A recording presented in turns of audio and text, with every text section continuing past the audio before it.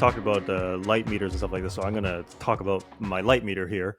Like, Yes. the important thing to do when you have a grow light is you actually have to measure it, because without measuring it, like, then we're just, again, like I said earlier, you put it in front of a Guessing. window and just hope for the best, right? A lot of Yes. people are just putting a shining grow light and hoping that that's the best, which in most cases it'll be fine. Exactly. It's like, it, even if you don't measure, then when you quote unquote hope for the best, generally you'll be fine. And from your own personal observation, you say, well, I've had this for 3 years and it's grown well, therefore what I'm doing works, right? So the reason for measuring, though, is now, instead of saying, I do what works for me, or everybody's conditions are different, now I'm saying, let's put a number to it, so that now we Yes. can communicate what is my light situation, so that Yes. somebody else can then try and replicate it, or at least So have yeah, some clue of the light what you're level. talking about. Yeah. So when Yeah. you tell me that you've got your carry, and you've got it under 1,000 foot count, I'm like, okay, all right, all right. Then I'm thinking, okay, maybe I'll go and do that.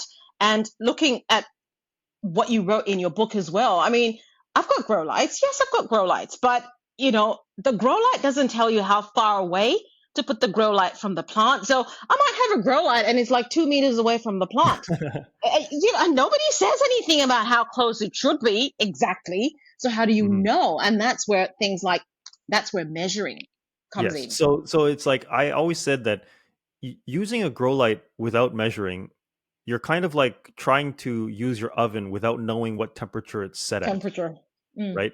So the thing is, if you have so basically, back to the, okay, a lot of people use the grow lights without ever measuring, but now I'm going to say, like, a kind of reverse engineering statement, which is, if I were to come over there and measure it, right? Like, I go to the leaf and I'm like putting it where the leaf is, and I see a number. Let's say the number is 200 foot candles, and then Mm-hmm. you tell me, like, you'll have to tell me how long you keep the grow lights on. Let's say you keep it on for 12 hours. Mm-hmm. Now, when you tell somebody, okay, number one, this philodendron, micans, has grown really well here. I've had it for Mm-hmm. 3 years. So number one, you have to have proof that it's grown well Yes. for over time. And number two, you measure it and you know how long it's been there, like, how long the grow light is on. So it's like 200 foot candles for 12 hours produces this nice growth, and I've had it for Mm-hmm. 3 years. Now it's almost like being a detective, like, you narrowing down the evidence so that you can say, therefore I can Mm-hmm. trust that what you're saying about this, like how you Mm-hmm. grow this plant, is good True. enough. Back to the Hoya caryi, which is to say, Mm-hmm. a lot of people will just say, oh, your Hoya is not flowering, you need to give it more light. More What light. exactly does that mean, right? So, or back, the Hoya caryi is a good example, because a lot of people say that it grows slowly, right? Whereas Mm. when I put it under 1,000 foot candles, 12 hours, and I say that it exploded, well, now somebody else who also wishes to have really strong growth, they can then say, okay, I have a grow light. It doesn't matter what it is. I'm going to put it close enough so that Mm-hmm. so that my light meter reads 1,000, and I Mm-hmm. also know to keep it on for 12 hours. Yep. Now I can at least hope that I've Prepare. replicated similar enough situation. Whereas Mm-hmm. if I didn't tell you the number, and I just said more light, it's like, you could have done, what does that mean, right? Yep. Yeah. Now I've got a medical background. So everything that you're saying, this is what I'm hearing. Hmm. You need to give a prescription. When you're giving a prescription, when you're prescribing medicine, you say what the medicine is, how much medicine, when to take it, how many times. It's Yes. very You specific. like, and so all of those parameters need to be specified, right? Yes. You cannot just say, here's a drug, Take that. take that. Well, what? Once a day, twice a day, 3 times a day? When Exactly. should I take it? Before meal, How after much? meal? Like Exactly. so it's like, all of these things we know to be prescriptive when it comes to things we ingest, but we're not very prescriptive with light, and yet sometimes we're very prescriptive about watering. And that's why, to me, I think it's useless to be prescriptive about watering if you're wishy-washy about light, because Mm, there's a really interesting video of a botany professor who says that there are 9 cardinal parameters of plant growth, mm-hmm. and the first one is light, because that dictates everything else that we Everything have to do else. for it, right? Everything else being, well, I can't remember exactly the 9, but they are interesting ones like CO2, air flow, Mm, um, air temperature, humidity, yep. oxygen level in the soil, and so it's Mm-hmm. lots of, anyway. But the point is, they still say that light is the one that dictates all the other ones. So in a sense, if in the agricultural industry the light is always the one that is first and everything else is kind of like serving it, then in houseplants, if we were to flip the script around and start measuring light, and then we talk about watering and fertilizing and all that stuff, I Mm-hmm. think everybody's, well, everybody would then realize that they can't put their plants wherever they want, that if you're basically limited by the size of your windows, Yeah. or if you really want the plants to grow well, then you have grow lights. But again, the benefit of being in 2023 is that it doesn't cost much. Less than $20, you got a Mm-hmm. white LED grow light, then Mm-hmm. that can grow a low light pothos ZZ plant, snake plant very well. It may Mm-hmm. not Mm-hmm. do so well for a fiddle leaf fig, which is big and the grow light is small, but at least you can have very satisfying experience with like those lower light vining plants or whatever. That is so true. That is, I'm just, I'm feeling the spotlight on myself right now. I'm feeling a little bit attacked, Daryl. I'm sorry, I No, don't mean no, to. I'm just kidding. I'm just kidding because I know, and I know, I don't know if you can remember. I've sent you so many, like, I've commented on some of your posts a few times saying, "Oh gosh, I need this thing. I need this thing. I really need a light meter," because for the longest time I've been wanting to up my light game because it's exactly what I want. I mean, especially growing in semi hydroponics, right? We're very specific about the nutrients, the nutrients, the Hmm. nutrients. But well, I mean, yes, the nutrients, but it's the light. It's the light is really the number one thing, and that's one of the things that I personally, as a YouTube educator, have been very wishy-washy about myself, and I'm really wanting to change and be a bit more specific in the things that I'm saying about how I'm lighting my plants. It's like this, as I said, like for you who have been growing plants successfully even without measuring light, then what I'm saying is the light is there, and it's Mm-hmm. there whether you measure it or not, right? Mm, So what I'm saying is, why not measure it so that when you talk about more light, less light, all these kinds of things, that you've given people some kind of calibration, right? yes.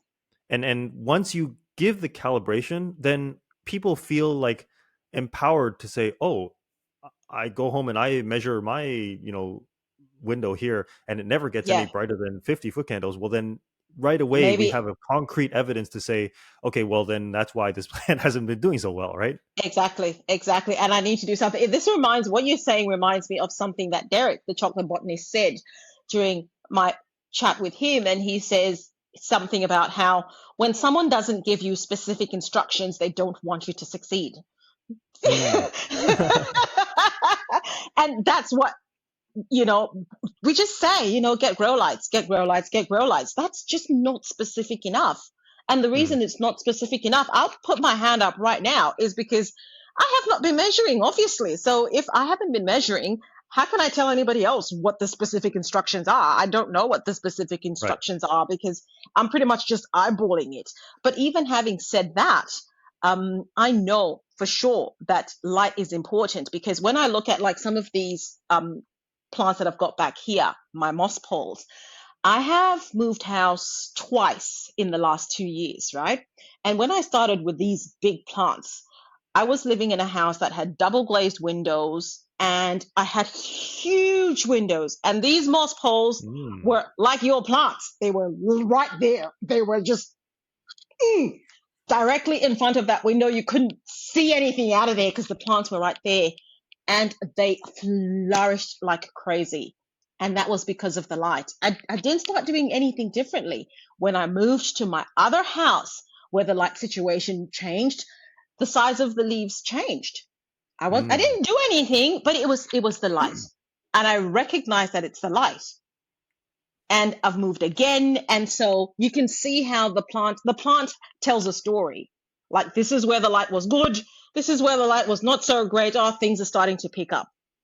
Actually, so speaking of that evidence too, the next time you go to like a botanical garden that has like an indoor or tropical place, Mm. I want you to find a Dracaena marginata or any Dracaena, right? Mm-hmm. And look at its woody trunk, right? And Mm-hmm. every line along the trunk is like a scar of where a leaf fell off.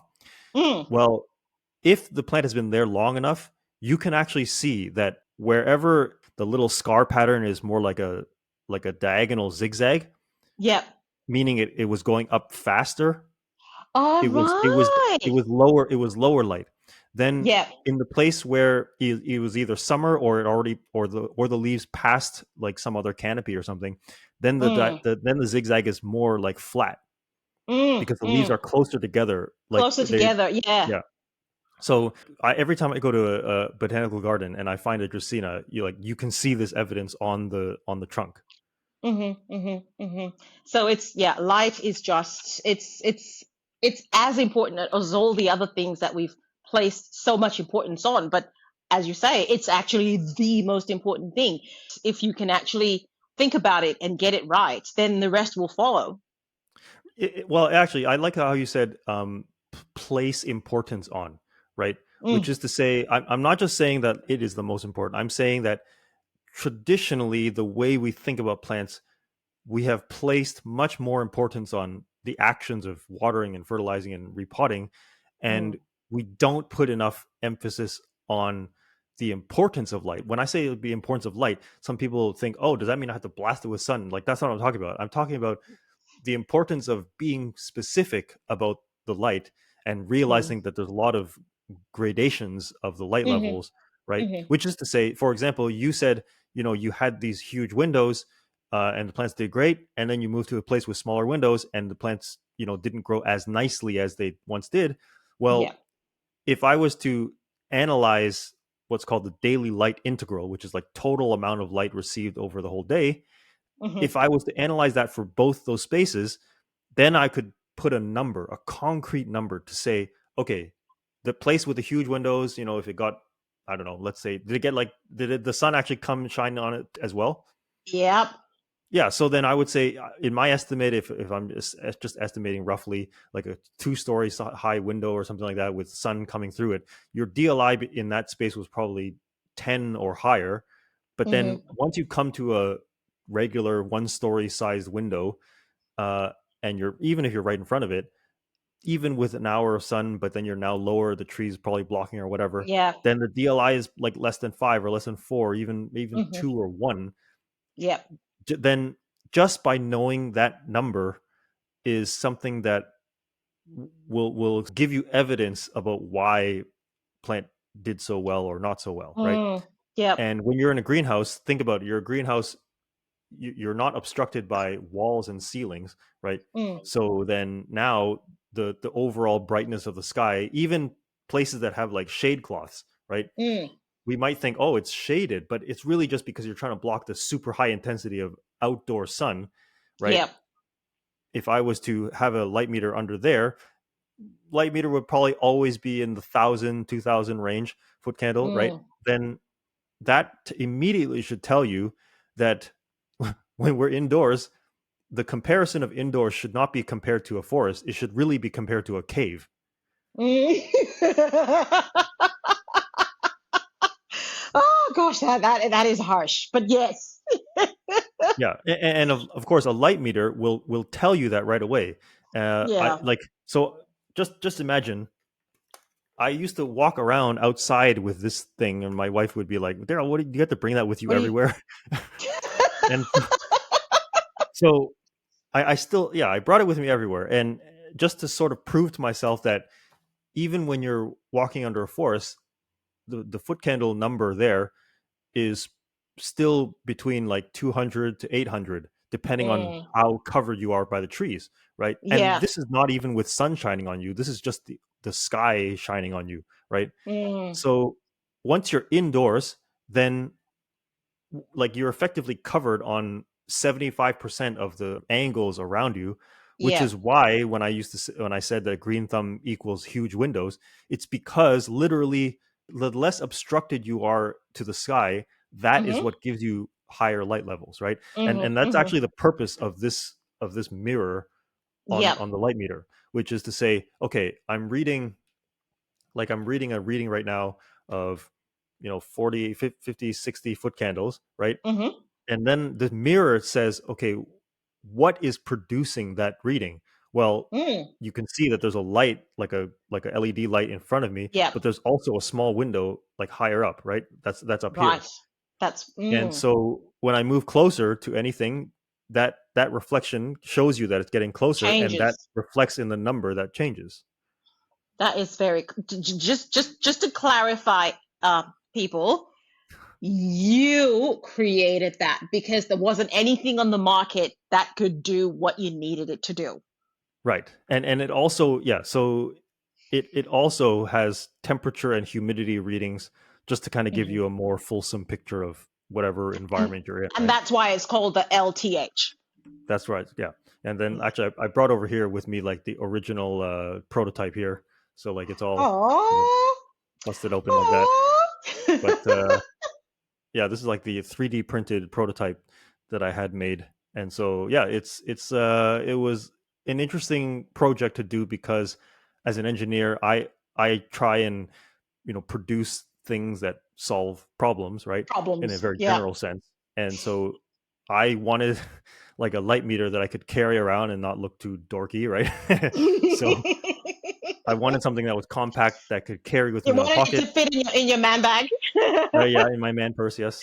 So then, yeah, it was an interesting project to do, and of course, very rewarding. That the people who have bought it, they love it, and it's just something that it's really satisfying to be able to say like, um, you know, I saw a problem and I wanted to create something to help people with Hmm. it, and Hmm. so like making the light meter, even if someone buys a light meter that's not mine, I my hope is that there will be some entrance of the conversation of measuring light when it comes to houseplant care, right? Hmm. Hmm. Because people are going to teach however ways they're going to teach, but I would hope that more people start to realize that oh, they can and should be more precise when they're talking, especially about grow lights, because Yeah. natural light is a whole different beast because it changes Hmm. all the time.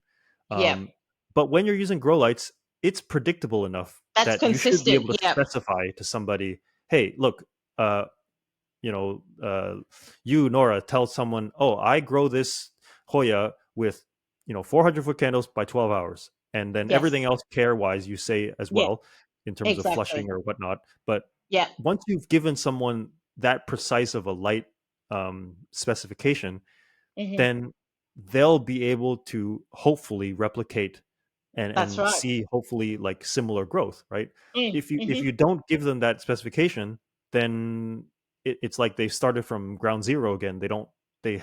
Like Yeah. they're just hoping that the light is I'm similar. I'm setting them up to fail because I'm not telling them what they need to know. Well, or so I agree with that statement, but I think there's maybe another side to that coin, which is that Hmm. perhaps when we're vague about something, it's not that we want someone to fail, but it's rather that Mm. maybe we haven't been given the language of how to be precise about this particular topic. That is exactly right. And that's what I put my hand up for when I said I haven't been saying any of that stuff because I don't know any of that stuff. And that's why I haven't been addressing it. And that is Mhm. why I needed to talk to you. And that is why I need to get myself a light meter because now I can start talking the language of light and be able to articulate that and tell people in this is what I use.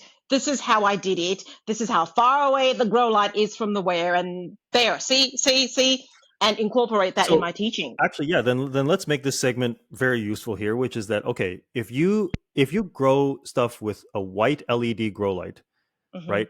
Then the amount of parameters that you need to tell someone in order for them to do the same would be Mm-hmm. you have to tell them number one, how strong is the measurement It's at the the, leaf for mm-hmm. the whatever setting you have, Yeah. like the distance. So you say, okay, you take the light meter, you measure it, Mm-hmm. and let's say it's 400-foot candles, then that's one piece of data, 400-foot candles.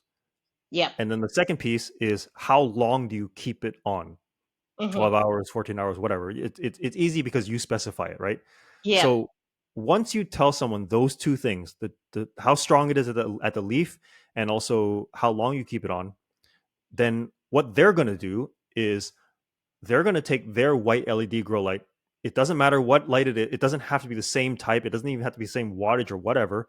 Mm-hmm. They have to then have their plant, take their light meter, and move the light closer or farther Close until enough. they get Mm. 400, Yep. and then set their timer for 12 hours. Yeah. And that's it. And that's it. So what I said there was I was specific about like how you measure, which is that you At the can't leaf. it has to be at the leaf and at the distance whatever you set it at, which means the next shelf down where you have some other Hoyas, you're going to have to It'll be measure different. again. It's going It'll to be be different. different. Yeah. Yeah. And it's a matter of saying that you've observed that these plants are growing well. So what is the light level that produces that good growth, right? It's Mm. not saying that you must have 400 or you must have 800. Yeah. It's saying I'm doing this setting and I'm also satisfied with how it grows. So Mm-hmm. therefore, I'm confident to tell you that, 400 for 12 hours is what produces good growth. It Yeah. doesn't mean that 800 for 12 hours is not going to produce good growth. It means that someone else should just try it and see if they get good growth. They maybe get faster growth, right? Exactly. Exactly. Yeah. Yeah. So, It's just, yeah. it might just be that I'm not willing to go the 800 route. Maybe I can't move my light closer or whatever. Hmm. Hmm. But, that's just what it is. But, that's a starting point. Exactly. It's information that's giving you a starting point. And from there, again, you've said another thing that I absolutely love. Go and figure it out. Go and experiment. See what works in your space. See what works for you. So if you find that using 800 is fantastic, use Yeah. 800. And again, back to see what works for you. It's it's see what's worked for you as long as you're using the right, like as long as now we have standardized parameters Yes. to communicate that with someone else. Like Yes. the light meter here, it's not a magical tool, or it's just like a ruler. Yeah. You have a ruler, but you still have to have knowledge to build the house, right? But you need the ruler to do all the measurements, right? And Yes. so the light meter is the kind of like fundamental baseline tool that you can Mm, use to now have a better understanding of your light situation. mm, mm. I'm learning a lot actually. Thank you very much. I'm gonna inhale this podcast and write some notes. By the time I'm done editing, it's gonna be yeah. I really really needed this. I've been sitting on learning about light for a really long time, and Mm. it's like okay, it's time, Nora. It's time. You need to level up and learn a bit more about light. Well, So I'm glad you chose me to help you with that. you're the light guy. You are the light guy. I don't know anybody else who's the light guy. Is there anybody else who's the light guy? There's a lot of, so I think when it comes to, again, back to growing tomatoes in the basement, there's a Mm. lot of knowledge around that because they've had to do it that way for so long, Yeah, for right? so long, yes. But what I'm saying is that there's the difference between knowledge because someone told you to do it versus knowing the fundamental knowledge and then being able to apply it to a different situation. What I'm Yes. saying is that a lot of people have been told, okay, you start the plant in vegetative growth with ceramic metal halide, and then you grow it for so and so months or weeks, and then And then switch. you switch to the metal sodium, high pressure sodium to induce the flowering, right? Yeah. So if they know those two facts, those have nothing to do with growing a monstera. Nothing. No, No exactly. bearing at all.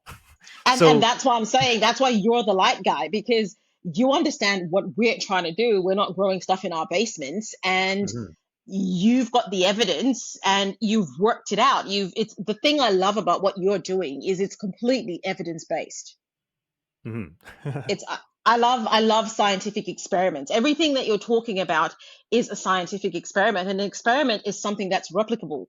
Someone else who was not part of your experiment team needs to take your experiment, go and replicate it, and get similar results. That's a Mhm. successful experiment. Yeah. And I mean, but then again, back to the experiment, which is that the baseline is you have to have a light meter, some light You, meter, you, doesn't have to be yeah. mine, just some light meter to be able to calibrate your grow light to the right distance, or to the right Hmm. whatever, right? So Hmm. it's like saying, like that, the light meter is to me like as fundamental a tool as the watering can. Yeah. Okay, that's good. All right. So we've talked about grow lights and why you need to have grow lights. We've talked about light and all that's really fantastic. And you've created this lovely, LTH device, which is brilliant. So what is one then meant to do when they've got that reading? Like, okay, so this is me. I've just started growing my indoor plants. I'm really enjoying the process. I've got this light meter. I've measured it, and it's like, so what do I do now? How do I know how much light this plant is actually supposed to get? Hmm. So earlier we talked about that we need the evidence of, like, okay, this plant has grown well, therefore I can say this light level is probably suitable for it. Mm, Well, luckily, there's been lots of data for that in terms of growing the plants commercially, because a mm, lot of our houseplants, the typical ones, they've grown them in Florida, or at least for my side of the world, in Florida nurseries for years. So they already yeah. know what light levels produce good growth, right? Mm, Um, but what I'm saying is that for people who are growing them indoors in a regular home environment, mm, you need to kind of scale back your expectations. You're not going to get nursery level growth. However, you should still see that the plant grows like pretty well, and that is a mm, subjective matter. So that, number one, you have to remember that growth of foliage plants is a subjective matter. It's not the mm, same as growing a tomato. You can measure the yield of a tomato. You can yeah. measure, like, how much, dry weight the cucumber is after your particular light specimen, right? So Mm, remember that the growth of foliage plants is just for pure enjoyment. Therefore, it is subjective. So yeah. nothing, Yeah. you can't expect anything perfect all the time. Um, so that's the first thing. And the second thing is, so for indoor environment, you measure the light. Okay, I assume now you're talking about now natural light, which, as I mentioned before, is a totally different beast. Mm, So the the different beast part of it is just that because the sun moves across the sky, mm, you're standing in front of the window. There might be a time when the sun shines right on you, and then there will be a mm, time when it moves away, right? yes. And depending on the window direction, you may never see the sun come through directly, right? Directly. So just keep those two situations in mind. I have a chart on houseplantjournal.com Mm, that's like, it's called bright indirect light requirements by plant. mm, And so what it is a chart that shows, number one, how many hours of direct sun can the plant tolerate. mm, So when I say tolerate, this is a matter of, like, if it's seeing 1 hour of sun because it's getting obstructed by trees for other times of the day, then if I say that it can tolerate the 1 hour or 2 hours, then you can probably just keep it there. mm, If, however, you happen to live in a apartment building, 27th floor, floor to ceiling windows, and you have nothing obstructing you, well, then now you mm, might be getting like 6 or 7 hours of sun, right? So yeah. then you're above the tolerance level that I specified on the website, which Mm, means you should probably block it with a white mm, sheer curtain. mm, Okay, so that's the first thing, which is tolerance for direct sun.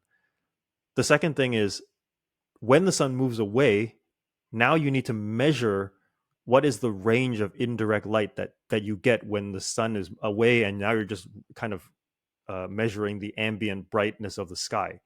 mm, And again, you need the light meter to tell you if it's, you know less than 100, if it's between 100 to 200, if it's between Mm-hmm. 200 to 400, if it's between 400 to 800, those ranges are all kind of like roughly correlated to the size of your window and how Right. obstructed it is, right? Mm-hmm. Mm-hmm. So you need to measure it, and then uh, once you've measured it, you're going to be kind of in a category of, okay, I get 1 hour of sun plus, 200 to 400 foot candles. Then Right. on the chart, if your plant has a kind of good for growth category of being within the 200 to 400 foot candle range, Mm-hmm. then you can expect your plant to grow well. However, Okay. if you moved 10 feet into your room and you do this measurement, which by the way, you should measure all different areas of your room. If you're 10 feet from a large window, you're probably never going to get higher than 100 foot candles, which will tell Mm. you, okay, if I want to put a snake plant where its minimum for maintenance is 100 foot candles, then I could probably put the snake plant there. However, if you go to the fiddle leaf fig entry and it says Yeah. minimum for maintenance, 400 foot candles, then you should You tell yourself, can't. I shouldn't put a fiddle leaf over there. Mm-hmm. Mm-hmm. So what I'm hearing from what you're saying is, look, guys, it's not as simple as A, B. You have to work with your space, get these measurements in your area, and understand your space and what the sun is doing in your space, and use the parameters in the chart. Yes. So I think you brought a good point, which is that if you want the simple answer is back to what I said earlier, which is you Yeah, just move put it it in closer front to of the your window. you don't, if you're not going to measure, just put it in front of your window and hope for the best, right? Yes. And the thing is, again, back to the acknowledgement that different amounts of sun and everyone has different windows. It's that it's much easier to keep up with watering if a plant gets a lot of sun than it is to watch your plant like just die slowly far from the Mm, window, right? mm, mm. That's sort of what I'm trying to address, which is just general plant satisfaction.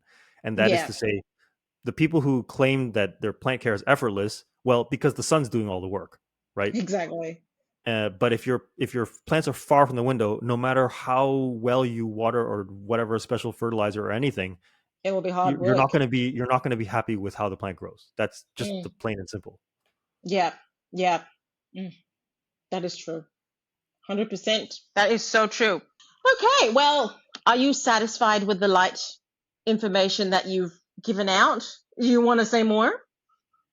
For now, For that's now. good. Yeah, Okay. I think. I'll, Yeah. I'll, I'll, I'll throw you somewhere else, which is probably going to bring us back to light anyway. But what is your approach in diagnosing plant problems? Because I know you do have on your website, you've got these services where people can come to you and ask you questions and, book an appointment with you or something to talk about any problems that they're having with your plants. But what is different about what you do?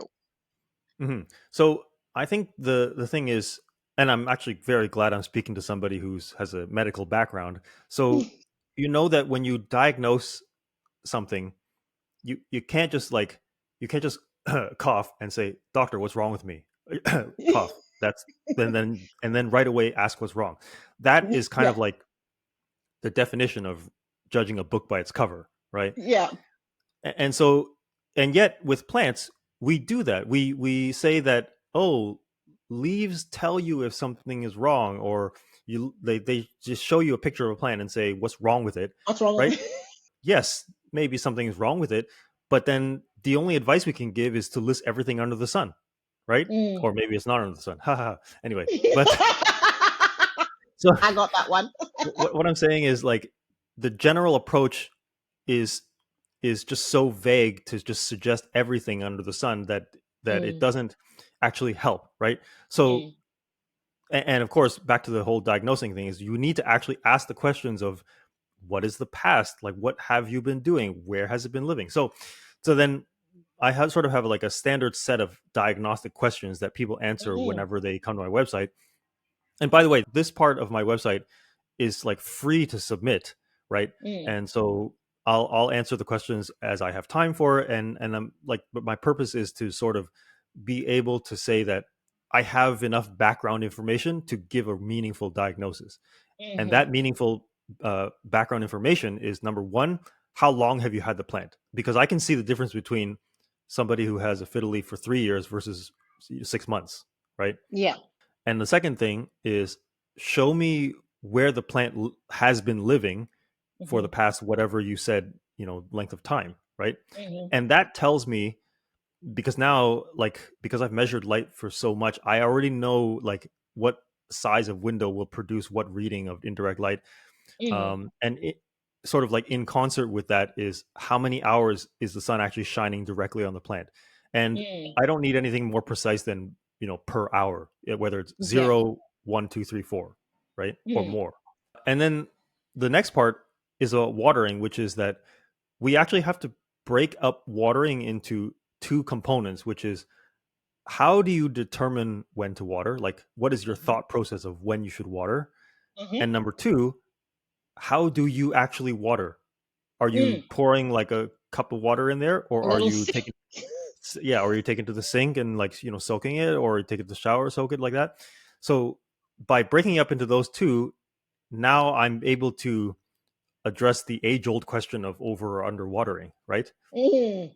So Mm. it's like whenever I know a lot of people joke about this, they say, oh, whenever there's a plant that's something wrong, it could be over or under watering. You never know. Well, actually, yes, I do know, because I'll just ask you. I'll just ask you how you Exactly. water. And like, Exactly.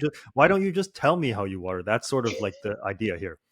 Yeah. Um, and then the last part is about fertilization, which is like, do you even fertilize, right? And, Mm. and again, the fertilizing part, I correlate with how long they've had the plant.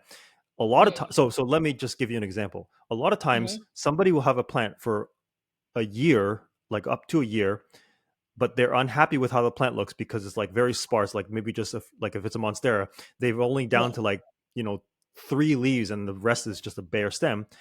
But then on the last piece of data, they tell me they've never fertilized. Never Well, then there's your fertilized. problem, right? You Exactly. don't give the plant enough building material so that even though the plant is still growing because it grows new leaves, but the amount of building material that it has is just so like, depleted, that it can only support 2 leaves on the plant. So Exactly.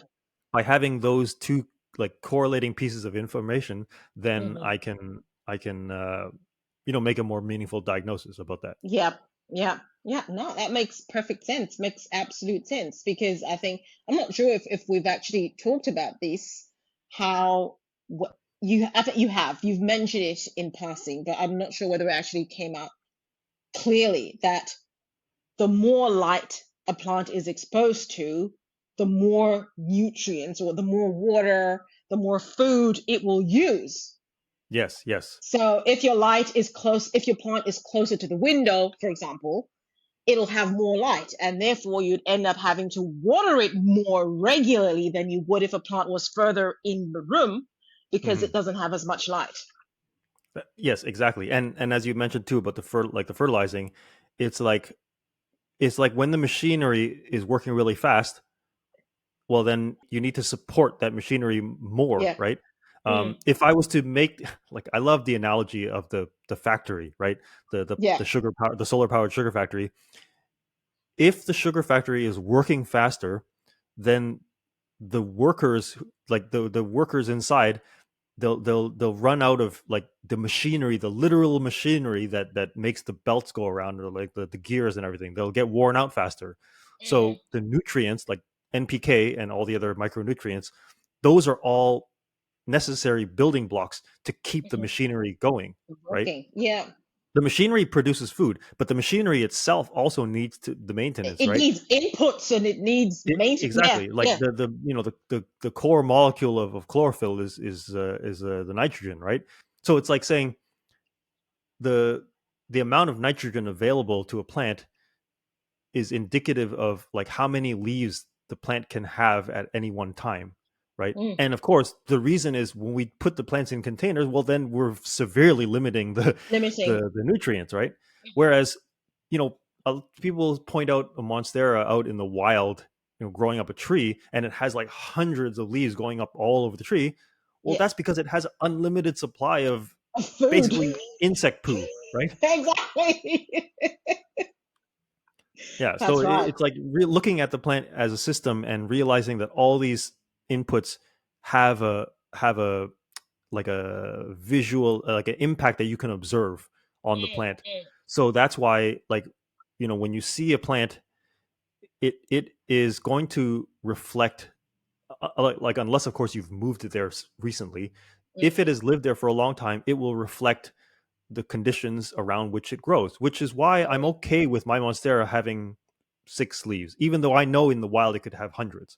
Right? I'm Yeah. okay with the sparseness of my monstera, and that's fine, because again, back to the expectations, I don't expect it to grow as if it was in a greenhouse. I expect it to grow as if it was in a container living with me in my home. Although now I'm putting my plants outside for the summers, which is kind of almost like cheating. It's like giving it a really good boost.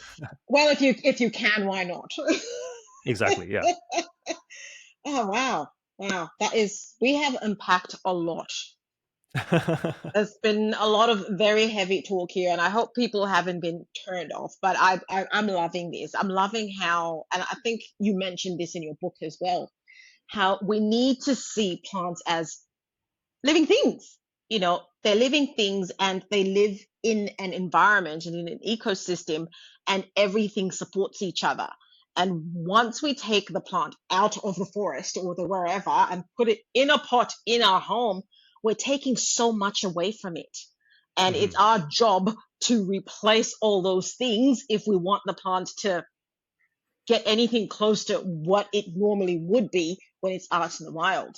Hmm. And of course, incorporating the idea that, yes, although we've taken a lot away, we have to give, the plant the care, but we also have to recognize what is feasible to us, What's and then exactly? accept, okay, if this is what's feasible to me, and this is how the plant grows, then this is how the plant, like, this is the plant, this is how the plant's going to look, in terms of the ongoing maintenance. And Yeah, if you don't like what that looks like, then you can move on to a different plant. Like, let me just tell you exactly. right now, like, a midrium silver is one of these rare plants that some people get sometimes. I got it in kind of like a nice little care package of anthuriums and different philodendrons. A midrium silver was amongst them, and it looked pretty interesting, and it just looked pathetic growing in the same conditions as my, like, philodendron, micans, and like another, what there was one. Anyway, the other plants did great. Mm, Anthurium clarinervium. I loved that plant. It grew so beautiful well in plant. the Yeah. greenhouse, in the IKEA greenhouse. But the Imidrium silver sat beside it, and it looked pathetic. So I was like, Oh. well, then maybe I'm just not gonna. I won't be able to enjoy this plant to the maximum degree, and so then I just won't own this plant. That's a very important point that you bring up, actually. I think I was talking about this with someone else the other day. And these days, our expectations about indoor plants are a little bit skewed, especially because of social media and things like that as well. We go on Instagram and we see all these gorgeous, gorgeous plants that people are growing, and you think, oh my God, this is what a monstera needs to look like. And then you turn around, you look at your monstera, and you're like, nah, this isn't it. And, I'm probably guilty of some of this myself. But the thing that people aren't understanding is the effort that goes into that. It's providing those conditions, exactly why you said you've got one moss pole. And you Mhm, know mhm, precisely why. Watering moss poles is a pain. It's a lifelong dedication. It is not for the faint-hearted. You need to be in it and just. So if you can't do it, then there's no point in even committing to mhm, that. But don't compare, because you don't know what the other person is doing to get their plants to be in that state. They're providing everything, mhm. maybe. And then, of course, yeah. In addition to that, then also is to realize the ever-changing nature of plants, which is that they're not going to be exactly the same plant all the No. time. It keeps growing, older leaves keep dying. So at some point, the structure is going to be unmanageable. And that's when you need to know how to propagate so that you can continue this plant in a way that is manageable. Very unmanageable. I've got my marble queen. It's literally all the way up to the It's seat. past the pole already, right? It's past the pole, and I keep looking at it every time and think I need to do something about that. I can't be bothered. It's literally attached the aerial roots to the wall. Oh, okay. it It's trying to claim its stake as your, okay, is. I belong here. I'm staying here. It definitely has, and I just keep looking at it. I'm just like, do whatever you need to do. I don't care, but it is what it is. But another question for you. What's the one thing that you'd like people to remember you for? One thing. I think it is uh, that I've introduced a way to parameterize light it for Hmm. indoor houseplants. Yes. There's lots of knowledge for, as I mentioned, growing tomatoes in basements, Yes. but when we talk about light for indoor houseplants, we seem to be just satisfied with bright indirect light, high, medium, low, which to me is useless. Hmm. So if at some point people start talking in terms of numbers for indoor plants, I believe that the overall hobby, people would enjoy the hobby a lot more because their plants would grow as expected, right? Hmm. Because if I can say clearly my window never gets higher than 100-foot candles, then I know not to put, like, I know that I'm not going to expect Monstera to grow as nicely as some, person over there who, when they measure their light, oh, it's 400 to 800 all the time. Mm, Then right away I know that I can't compare the light levels. But without exactly. that, the term bright and direct light doesn't give anybody distinguishing features about Mm, how high or how low anything really is.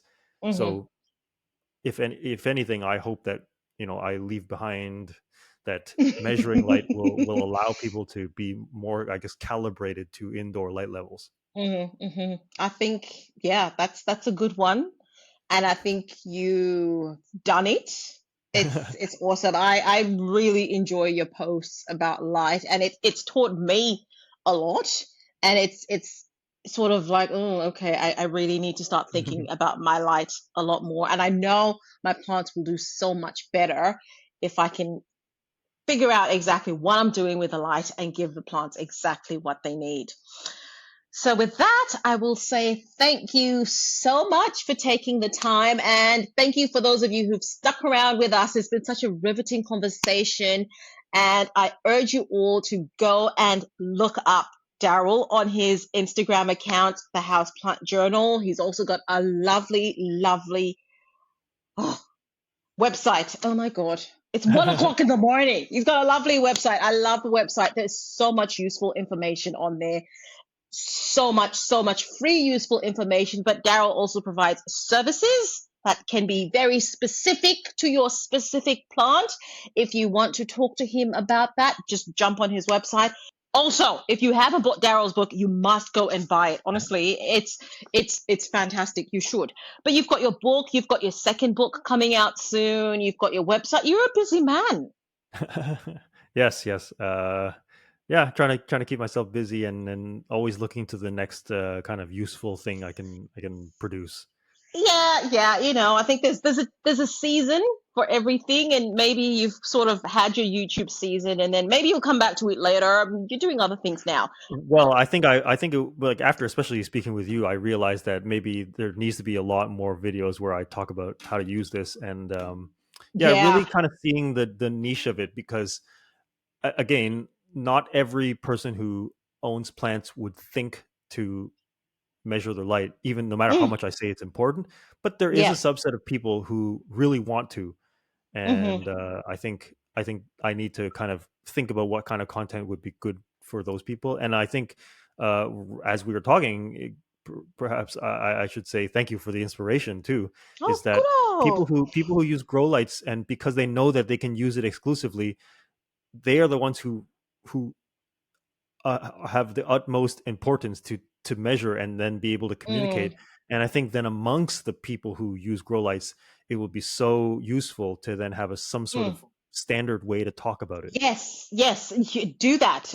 Do that 100%. I'm happy to take part in any experiments that you might want to Yes, do. I I might. I nominate. definitely will contact you because for this kind of experiment because I've seen your plants grow so well that it's like we need to be able to find examples of, okay, number one, plants grew well. So number two, what was their light situation? That's sort of the Exactly. only only two correlations that I need is Yeah. people who've grown plants with good experience, then measure their light and then they'll be able to help people grow plants hopefully as good as they did.